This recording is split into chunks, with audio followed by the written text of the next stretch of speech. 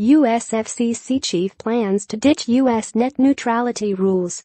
Washington, Reuters, the head of the U.S. Federal Communications Commission unveiled plans on Tuesday to repeal landmark 2015 rules that prohibited Internet service providers from impeding consumer access to web content in a move that promises to recast the digital landscape.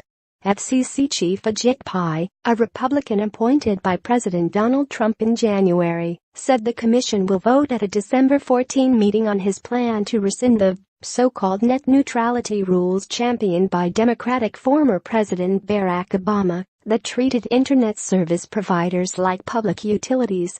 The rules barred broadband providers from blocking or slowing down access to content or charging consumers more for certain content. They were intended to ensure a free and open internet, give consumers equal access to web content and prevent broadband service providers from favoring their own content. The action marks a victory for big internet service providers such as AT&T Incorporated, Comcast Corporation and Verizon Communications Incorporated that opposed the rules and gives them sweeping powers to decide what web content consumers can get and at what price. It represents a setback for Google parent Alphabet Incorporated and Facebook Incorporated, which had urged Pai not to rescind the rules. Netflix said Tuesday it opposed the measure to roll back these core protections. With 3 Republican and 2 Democratic commissioners, the move is all but certain to be approved. Trump, a Republican, expressed his opposition to net neutrality in 2014 before the regulations were even implemented, calling it a power grab by Obama. The White House did not immediately comment Tuesday. Pai said his proposal would prevent state and local governments from creating their own net neutrality rules because Internet service is inherently an interstate service. The preemption is most likely to handcuff Democratic-governed states and localities that could have considered their own plans to protect consumers' equal access to Internet content. The FCC will no longer be in the business of micromanaging business models and preemptively prohibiting services and applications and products that could be pro-competitive, Pai said in an interview, adding that the Obama administration had sought to pick winners and losers and exercised heavy-handed regulation of the Internet. We should simply set rules of the road that let companies of all kinds in every sector compete and let consumers decide who wins and loses, Pai added. Tom Wheeler, who headed the FCC under Obama and advocated for the net neutrality rules, called the planned repeal a shameful sham and sellout.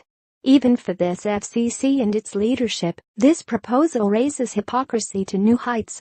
AT&T, Comcast and Verizon have said that repealing the rules could lead to billions of dollars in additional broadband investment and eliminate the possibility that a future presidential administration could regulate Internet pricing.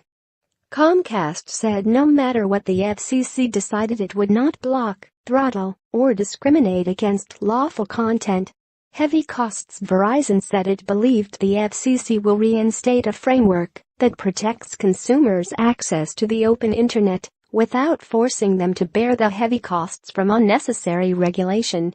The Internet Association, representing major technology firms including Alphabet and Facebook, said Pai's proposal represents the end of net neutrality as we know it and defies the will of millions of Americans.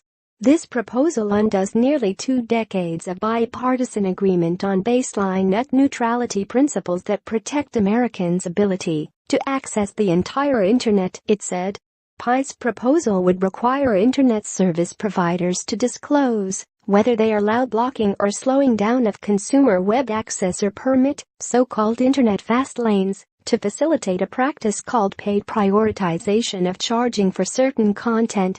Such disclosure will make it easier for another agency, the Federal Trade Commission, to act against Internet service providers that fail to disclose such conduct to consumers, Pai said.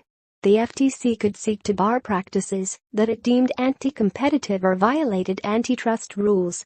The FCC received more than 22 million comments. New York Attorney General Eric Schneiderman disclosed Tuesday he has been investigating for more than 6 months in a bid to learn who was behind the filing of false comments. A U.S. appeals court last year upheld the legality of the net neutrality regulations, which were challenged in a lawsuit led by telecommunications industry trade association U.S. Telecom.